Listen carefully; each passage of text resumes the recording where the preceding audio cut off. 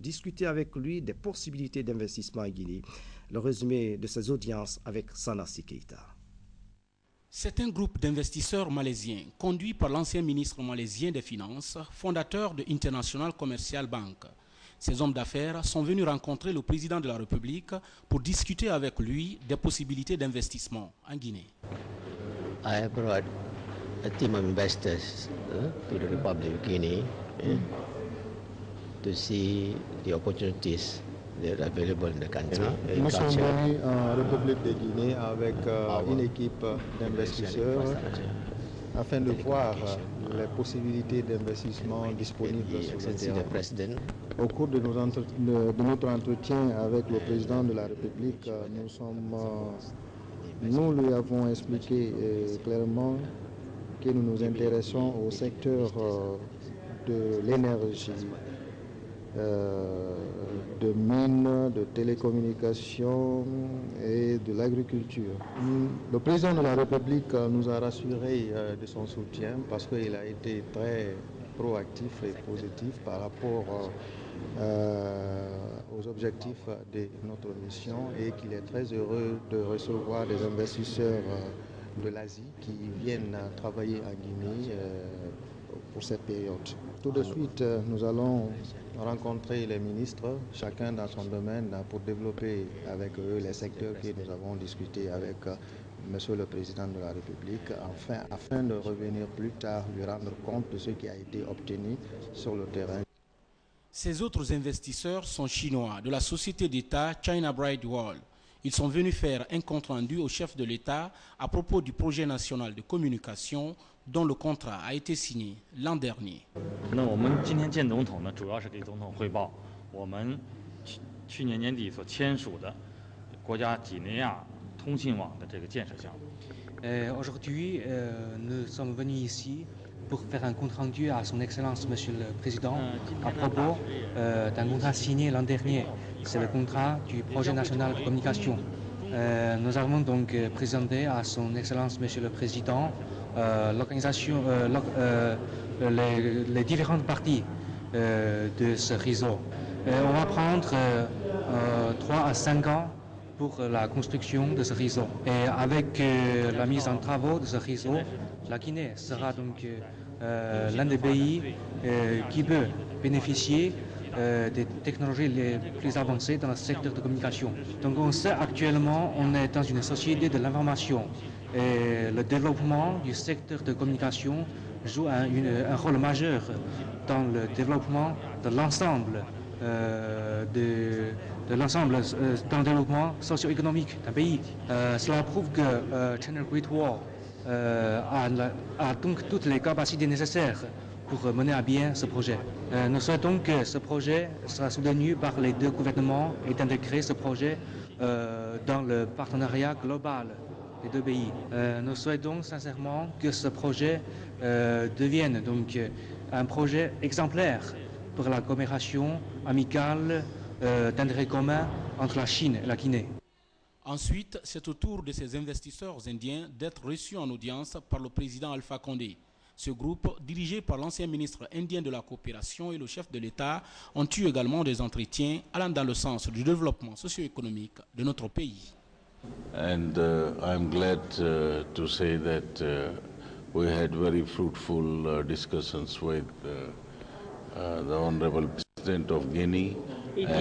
Il est très heureux de dire qu'ils ont eu un entretien très fructueux avec son Excellence le Président de la République.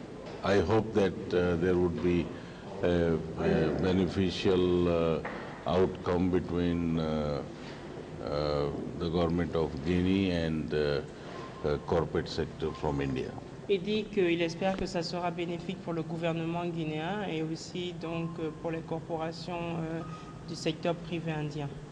Le président est très préoccupé par la situation énergétique du pays et il est très soucieux que les populations puissent bénéficier de l'électricité très rapidement. Donc ils ont discuté principalement du volet électrique, énergie. Scandale géologique et agricole, la Guinée compte aujourd'hui sur ses nombreuses richesses et l'appui des bailleurs de fonds pour relancer rapidement sa croissance économique.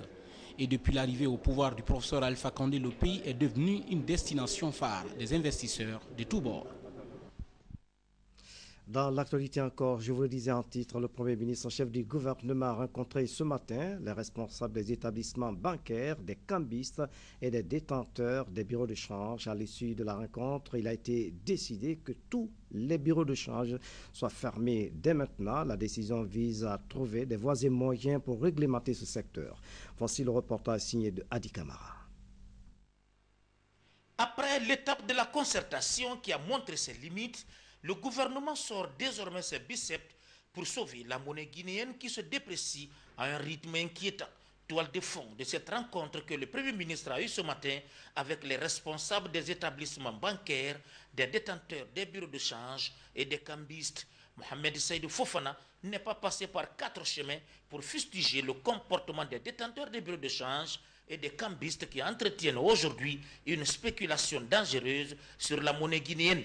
Et pour mettre fin à cette situation, le Premier ministre annonce la fermeture de tous les bureaux de change, agréés ou non, et l'interdiction formelle de toute activité des cambistes.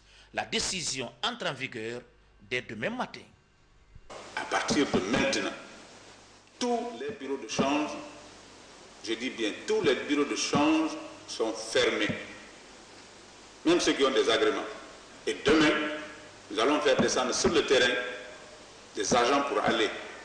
Nous connaissons déjà où se situent ces bureaux de change. À Kaloum, dans Madina et partout. Nous avons pris du temps pour investiguer. Donc à partir de maintenant, toutes ces activités sont considérées comme illégales et traitées comme telles.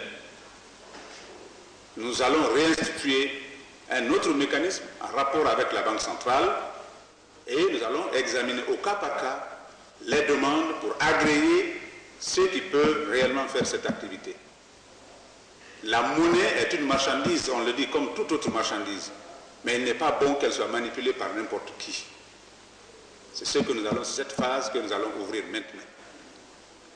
Les cambistes clandestins, nous leur disons, l'activité à partir de maintenant, elle est interdite, conformément à la réglementation et par la loi.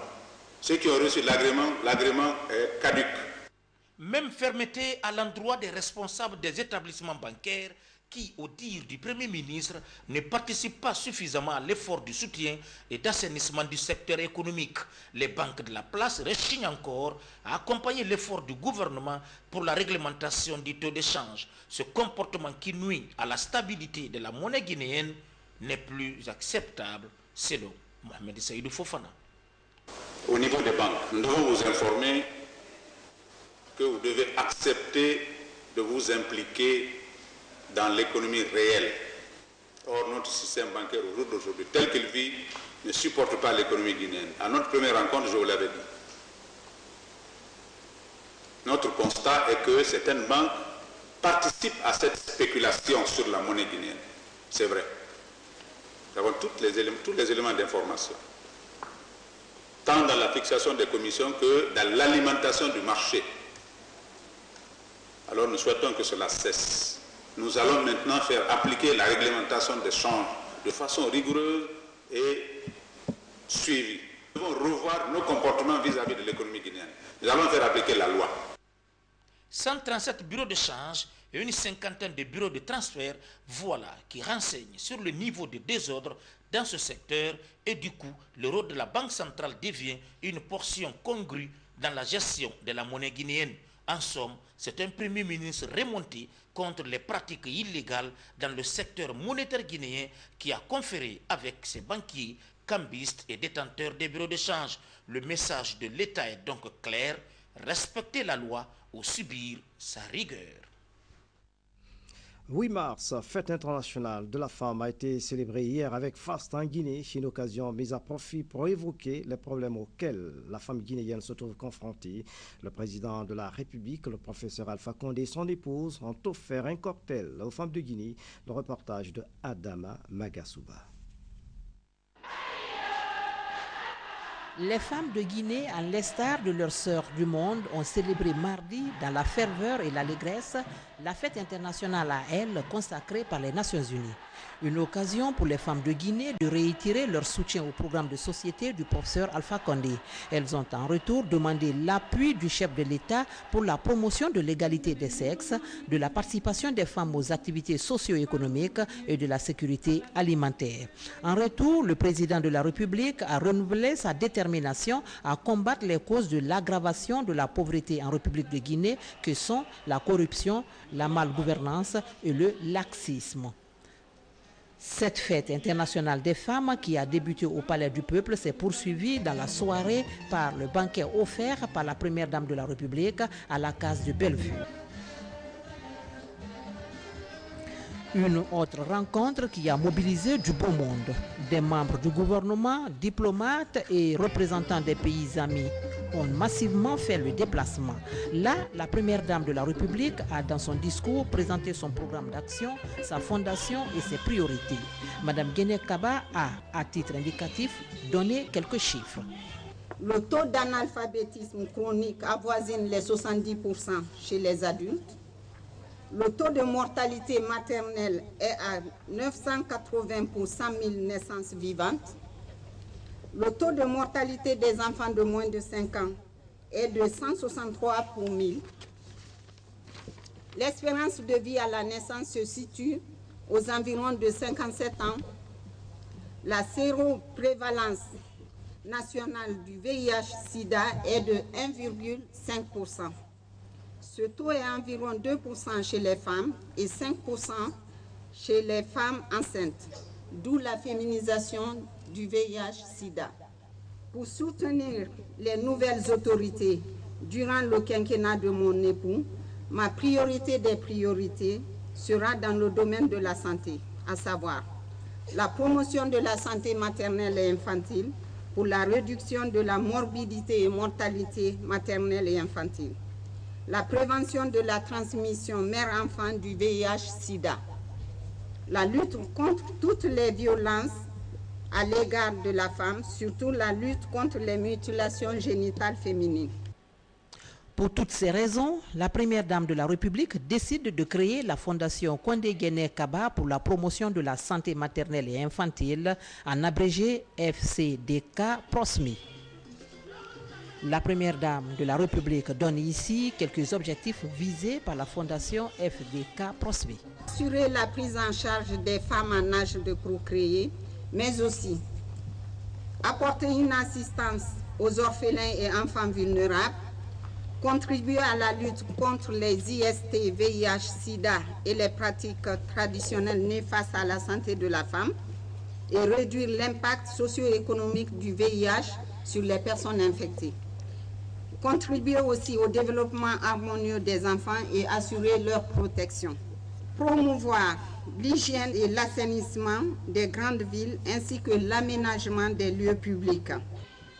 La fondation FCDK PROSMI a déjà son site web www.kondeguenekaba.org et pour joindre la fondation, vous avez fcdkprosmi@gmail.com.